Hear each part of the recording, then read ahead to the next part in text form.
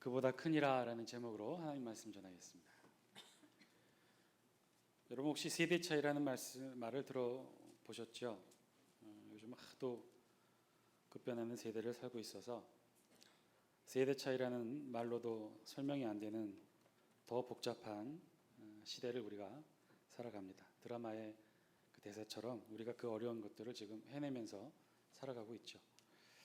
함께 겪고 함께 느끼고 함께 공감한 것이 없는데 어떻게 같은 마음과 생각을 가질 수 있겠습니까? 세대 차이가 있는 것 당연합니다. 미국의 한 신문 기사 사진 제목에 세대 차이를 이렇게 표현을 했더군요. 사진 한 장 보여주시겠습니까? 제네레이션 갭, 그래서 아버지와 아들의 헤어스타일의 차이로 세대 차이를 이렇게 설명을 했습니다. 다르다는 것이죠. 아버지 세대가 겪고 느낀 것과 아들 세대가 보고 겪고 또 느낀 것이 다르다는다. 언젠가 일본의 언론사에서 각 세대별 역사 인식에 대한 세대 차이를 유명인들의 인터뷰를 통해 알리는 기획 기사를 실은 적이 있고 또 그 기사를 또 광복절 즈음에 우리나라에 번역해서 실어놓은 그런 보도가 있었습니다. 여러 명의 일본의 대표적인 애니메이션 작가들 인터뷰를 한 거죠. 그들이 각 나이대별로 세대별로 역사를 어떻게 인식하고 있는지, 특별히 일본은 역사하면 2차 세계대전을 중심으로 일어났던 일본의 군국주의에 대한 역사 인식을 어떻게 가느냐가 굉장히 중요한 관건인데, 유명 애니메이션 작가들에게 또 감독들에게 인터뷰를 했던 모양입니다. 그 중에 한 사람이 테즈카 오사무라는 사람인데요. 테즈카 오사무는 1928년생입니다. 저 만화 영화 감독이 누구냐면요, 우주소년 아톰 사진 보여주시겠어요? 또 밀레메 왕자 레오, 우리도 익히 잘 아는 저 만화 영화를 만든 작가인데요. 인터뷰에 이런 글을 소개했습니다. 나처럼 체력이 약한 아이들은 국민체육훈련소라는 일종의 강제 수용소로 보내졌습니다. 아마 2차 세계대전 당시에 자신의 어린 시절 체험을 이야기하는 것 같습니다. 1년 동안 체력을 키워 국가에 봉사할 수 있는 소년으로 갱생시킨다고 수용소에 넣은 것입니다. 이곳은 철조망이 이중으로 쳐져 있어서 한번 들어가면 절대 탈출할 수 없습니다. 그럼에도 불구하고 철저하게 군국주의의 교육을 받은 나는 매일 저녁 그곳에서 일기에 이렇게 쓰고 있었습니다. 유감스럽게도 적군은 수적으로 우리보다 월등하다. 하지만 국민의 정신력은 우리가 수천 배나 강하다. 따라서 우선 적의 인적 자원에 손실을 입혀야 한다. 죽이고 또 죽인다면 물리적 위협 따위는 두렵지 않다. 이 일기를 쓸 당시 저는 중학생이었습니다. 내 어리석음을 이 기사를 통해 만천하에 알리는 일이지만 나는 잘못된 교육이 어린이들의 고운 심성을 얼마나 무자비하게 파괴하는지 알리고 싶었습니다. 일본의 군부와 정부 기관은 어린이를 대상으로 한 영상교육이 얼마나 효과적인지 또 잘 알고 있었습니다. 우리 세대는 고스란히 그 영향을 받으며 자랐습니다. 내가 애니메이션 제작에 힘써온 것은 군국주의가 남용한 영화의 효용을 거꾸로 활용하면 좋겠다는 생각 때문이었습니다. 이 기사가 당시 1928년생이었던 테즈카 오사무, 2차 세계대전 일본의 군국주의를 경험했던 일본 작가가 바라보는 역사 인식이었어요. 이 기사와 나란히 또 다른 기사를 실어놨는데요. 이 기사는 누구의 기사냐면 젊은 애니메이션 작가였어요. 요즘 뭐 젊은 아이들은 다 아는 만화 영화 제목인데요. 진격의 거인이라고 만화영에 정말 거인이 등장합니다. 그래서 세상 사는 인간들을 막 잡아먹고 하는 그런 내용인데, 이 진격의 거인 사진 한 장 보여주실래요? 근데 뭐 이게 그렇게 유명하다고 합니다. 뭐 공각기동대 에반겔리온급이라는 그런 평가를 받고 있는 이 작품을 만든 감독이 일본의 신의 애니메이션 감독 이시야마 하지메라는 감독인데요. 사진 보여주실래요? 되게 젊습니다. 1986년생입니다. 이 사람도 똑같이 일본의 역사에 대해서 자신의 생각을 기록한 기사인데요. 거기에 보면 이렇게 기록되어 있습니다. 한국이 생기기 40년 전부터 있어왔던 일본의 군대인데 나치와 같은 수준으로 취급하는 것은 난폭한 생각인 것 같다. 아마 일본어를 바로 이렇게 직역해서 좀 설명이 좀 필요한데, 한국이 생기기 40년 전, 즉 대한제국을 말하는 것 같습니다. 대한제국이 생기기 40년 전에 일본은 이미 신식 문물을 받아들여서 군대를 창설했는데 지금 나치와 똑같이 취급하는 것은 난폭한 생각인 것 같다, 안 좋은 것 같다, 이제 이렇게 얘기를 하고, 일본에 통치당한 덕분에 인구와 수명도 2배로 늘어난 조선인들인데 민족 정화를 당한 유대인과 비슷하다고는 생각할 수 없다. 그런 식의 인식이 오해와 차별을 만드는 것이다. 36년간 일제가 조선을 지배하고 점령했던 그것을 이 젊은 일본의 신의 작가는 뭐라고 이해했냐면, 우리 조선이 그것으로 인해 근대화됐고, 우리 조선이 그것으로 인해 부자가 됐고, 우리 조선이 그것으로 인해 수명까지도 2배로 늘어나게 됐다는 거죠. 일본의 역사 인식에 대한 분명한 세대 차를 알려주는 기사라고 생각이 듭니다. 세대 차이 분명히 존재합니다. 이전 세대를 겪지 못했다면 그 이전 세대의 시대 정신 알 수 없겠죠. 마찬가지로 새로운 시대를 겪고 부딪히지 못했다면 이후 세대, 다음 세대의 생각에 우리는 공감하지 못할 것입니다. 인정해야 합니다. 존중해 주어야 됩니다. 왜냐하면 다른 것이지 틀린 것이 아니기 때문에 인정하고 존중해 줘야겠죠. 그러나 무엇이 다른지는 서로가 분명하게 인식할 필요가 있다는 것입니다. 그래야 최소한의 갈등의 원인이 무엇인지를 찾을 수 있기 때문에 그렇습니다. 사실 오늘 우리가 함께 읽었던 본문이 그렇습니다. 오늘 우리가 함께 읽었던 본문 누가복음 7장 18절에서 28절에는 꽤 긴 본문인데요. 이 본문은요, 복음서에 나타난 몇 안 되는 난해한 본문이기도 합니다. 오늘 우리 본문에 담겨 있는 그 난해한 의미는 세대 간의 갈등을 이해하지 못해서 오는 그런 난해함이기도 했죠. 오늘 본문의 시작은요, 세례 요한이 예수님께 질문을 하면서 시작합니다. 이렇게 시작합니다. 우리 영상을 통해 19절 말씀 함께 읽겠습니다. 시작. 요한이 그 제자 중 둘을 불러 주께 보내어 이르되 오실 그이가 당신이오니이까 우리가 다른 일을 기다리오리이까 하라 하매. 아멘. 세례 요한이 지금 예수님께 나와서 질문을 하고 있다는 거예요. 그 질문의 내용은 오실 그이가 당신이오니까, 오실 그이가 당신입니까? 아니면 우리가 다른 사람을, 다른 일을 기다려야 합니까? 사실 이 질문을 하고 있는 세례 요한의 상태는 어떤 상태냐? 감옥에 있는 상태입니다. 누가복음 3장 19절에서 20절에 보면 이 분봉왕 헤롯, 그러니까 헤롯 왕의 아들인데요. 이 분봉왕 헤롯의 부정, 즉 동생의 아내를 취한 이 왕의 부정을 세례 요한이 날카롭게 지적하자 그의 양심을 품고 왕이 세례 요한을 투옥시킵니다. 그래서 지금 세례 요한은 옥에 갇힌 상태, 옥에 갇혀 있어서 18절에 보니 요한의 제자들이 이 모든 일을 그에게 알렸다. 즉 감옥에 갇혀 있는 요한에게 요한의 제자들이 알렸다는 거예요. 어떤 내용을 알렸느냐? 요한이 잡힌 이후 유대 사회를 이끌었던 정신적 또 종교적 복음의 선포 메시지는 우리 예수님이 바톤을 이어받아서 복음을 전하고 계셨는데 그 예수님이 어떻게 복음을 전했고 그 복음을 전한 것에 대해서 유대 백성들이 어떻게 반응하는지를 소상히 세례 요한의 제자가 세례 요한에게 보고를 했다는 거예요.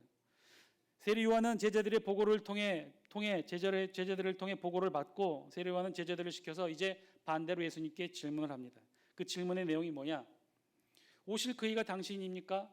아니면 우리가 다른 일을 기다려야 합니까? 이게 무슨 말일까요? 오실 그이라고 물었던 세례 요한이 말했던 오실 그이는 누구를 말하는 걸까요? 오실 그이는요, 그토록 유대 민족이 기다려왔던 메시아를 가리킵니다. 그렇다면 세례 요한은 왜 이런 질문을 예수님께 했을까? 이 질문을 받은 예수님의 답변도 그러고 보니 이상하게 보입니다. 당신이 메시아입니까? 사실은 좀 불경스러운, 믿지 못해 하는 의심스러운 말로 세례 요한이 질문한 것인데 이에 대해 예수님이 뭐라고 답변하셨느냐? 우리 성경 22절은 이렇게 기록하고 있어요. 우리 영상을 통해 같이 한번 읽어볼까요? 시작.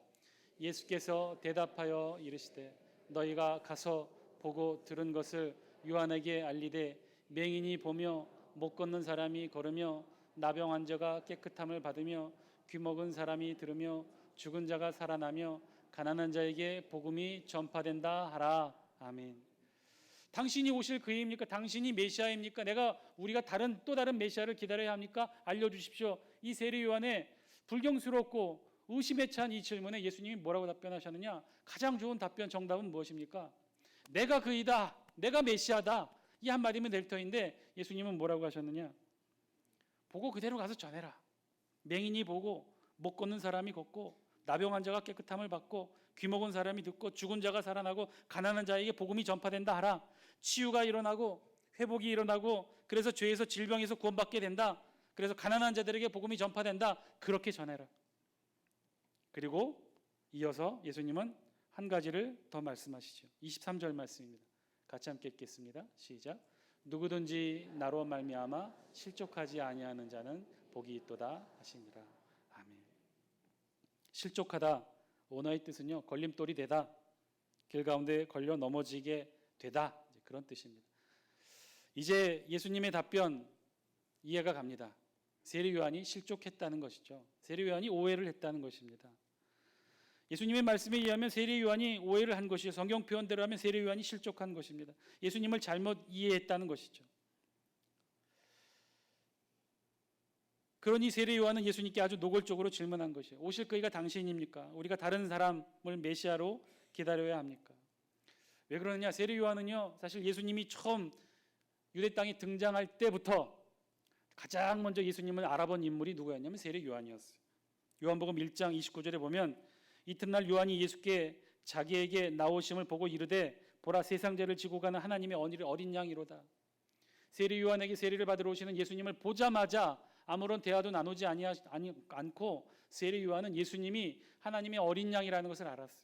그리고 34절에 내가 보고 그가 하나님의 아들이심을 증언하였노라.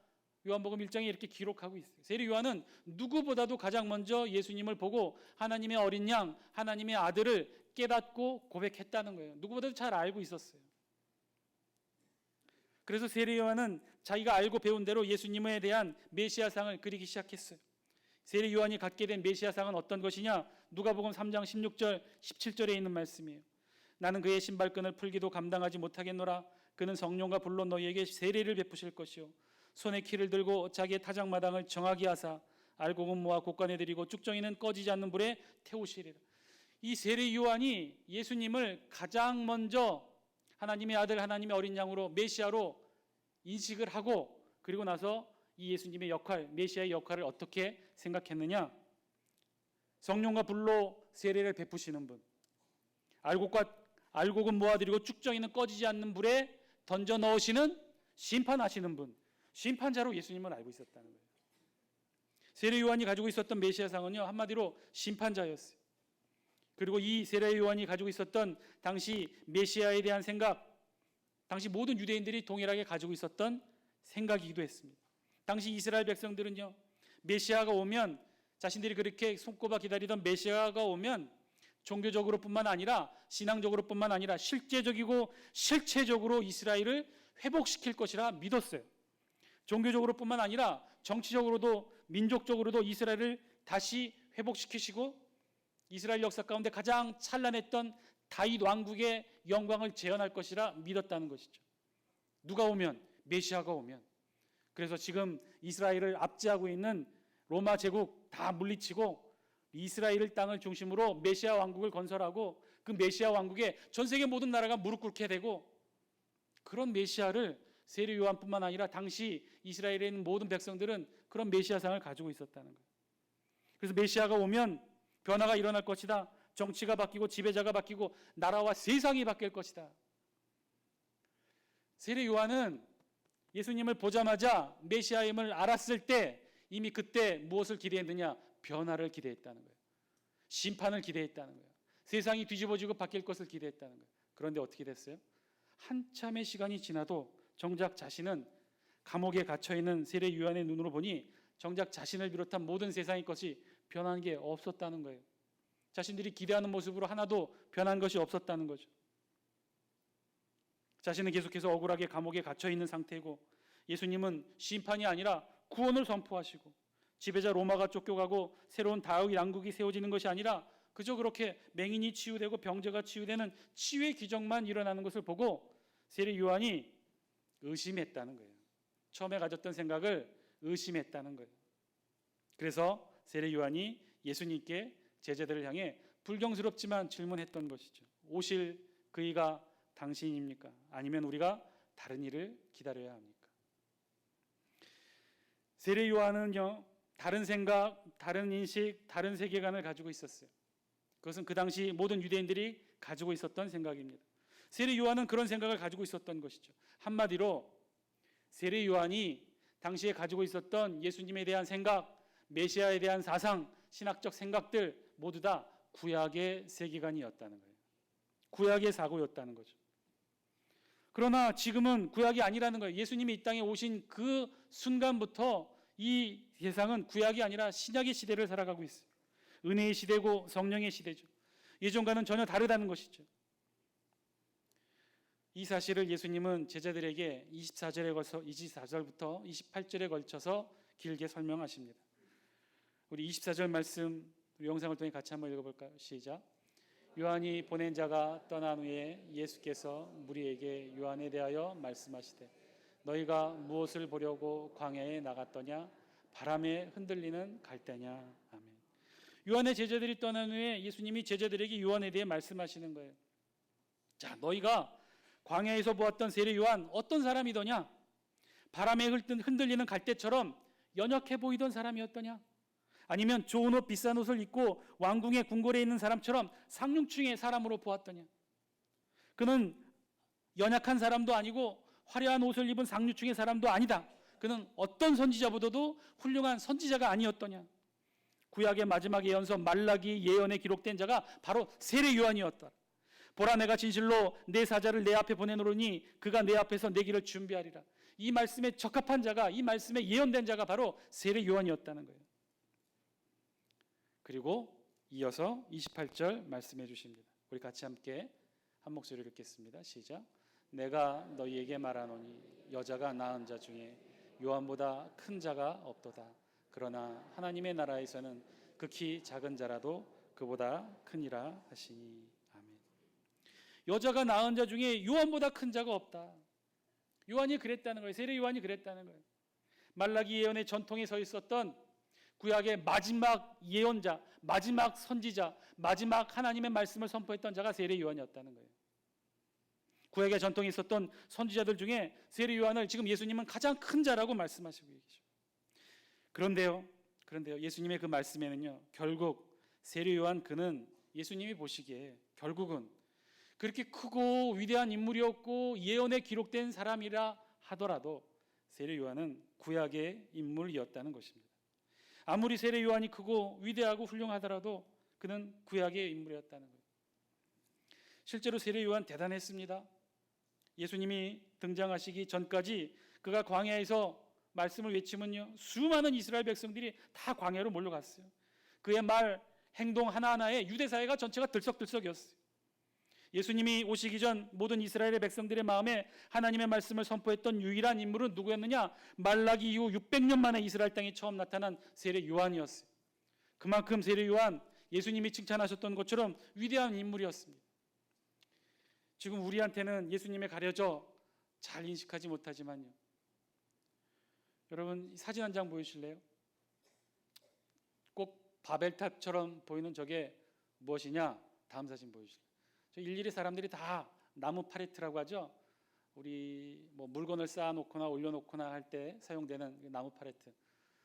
저게 어디 나라냐면 노르웨이입니다. 스택올레순이라는 그런 지역인데요. 해마다 저 행사를 한다는 거예요.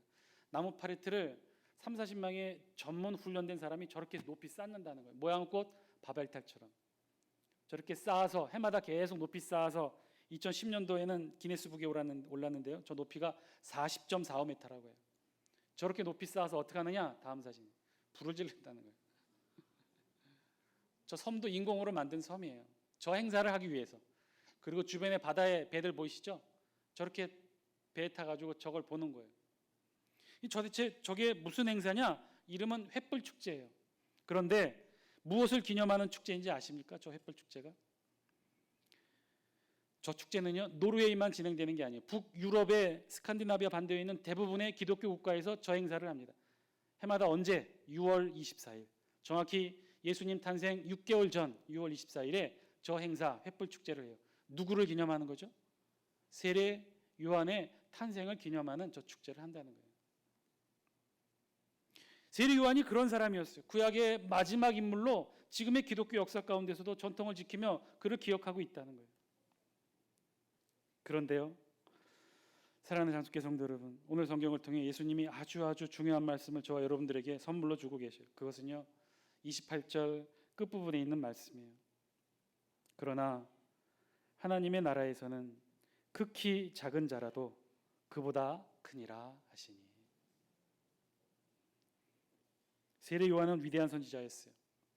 말라기 이후 600년 만에 이 땅에 나타난 마지막 구약의 선지자였어요. 그렇게 위대한 사람이었어요. 거침없이 회개를 베풀었고 놀라운 일들도 하고. 그런데요, 그가 아무리 그래도 구약의 사람이었다는 거예요. 편견이 있었고 신앙의 인식에 차이가 있었고, 그래서 그가 세례 요한이 가략 그렇게 위대했지만 결국은 예수님을 제대로 보지 못했다는 거예요. 그래서 예수님이 말씀하십니다. 하나님의 나라에서는 극히 작은 자라도 그보다 크니라. 세례 요한보다 크니라. 이제 예수님 시대, 예수님 이후 우리 모두는 신약 시대를 살아가고 있어요. 은혜의 시대, 성령의 시대를 살아가고 있어요. 그런 저와 여러분들에게 우리 예수님이 동일한 본문으로 말씀해 주고 계셔요. 세례 요한이 아무리 크고 위대한다 한들라도 하나님 나라의 신약 시대를 살아가는 저와 여러분이 더 큰 자이다. 그보다 더 크니라. 사랑의 하나님이 오늘 말씀을 통해 우리 자신이 누구인지를 말씀해 주시는 말씀을 통해 우리 자신이 누구인지를 다시 한번 깨달았으면 좋겠습니다. 지금 우리가 어떤 존재인지, 지금 우리가 어떤 시대를 살아가고 있는지, 우리가 가지고 있는 이 신앙의 세대 차이, 그것이 얼마나 크고 위대하고 고마운 것인지, 우리가 얼마나 큰 은혜를 누리고 있는 복된 자들인지 깨닫는 저와 여러분이 되시길 바랍니다. 구약에 많은 인물들이 있죠. 아브라함을 시작해서 야곱, 모세, 엘리야, 엘리사, 말라기, 마지막 세례 요한까지. 그런데요, 그들이 아무리 크고 훌륭하고 많은 일들을 한다 하더라도요, 오늘 예수님이 말씀하셔요. 저와 여러분이 더 큰 자랍니다. 왜 그럴까요? 우리는 예수 그리스도를 아는 자이니까, 예수 그리스도를 만났던 자이니까, 하나님의 아들을 보고 경험했던 자들이니까, 신약의 시대, 은혜의 시대, 성령의 시대를 살아가는 존재이니까, 이렇게 아름다운 성전에서 이렇게 우리의 성경으로 이렇게 우리의 입술로 예수님을 부르고 고백하고 하늘의 하나님을 아버지라 부를 수 있는 존재이니까, 우리가 얼마나 크고 위대한 신앙의 터전 위에 있는지, 저와 여러분이 얼마나 복된 존재인지를 오늘 말씀을 통해 깨닫는 저와 여러분이 되시길 바랍니다. 오늘 우리를 향해 예수님이 말씀하셔요. 그보다 크니라. 그보다 크니라. 힘내시기 바랍니다. 용기를 가지시기 바랍니다. 좌절하지도 낙심하지도 마시고, 우리는 구약의 어떤 자들보다도 큰 자들입니다. 그러니 이겨낼 수 있습니다. 승리할 수 있고 충분히 견뎌낼 수 있습니다. 기도하시겠습니다.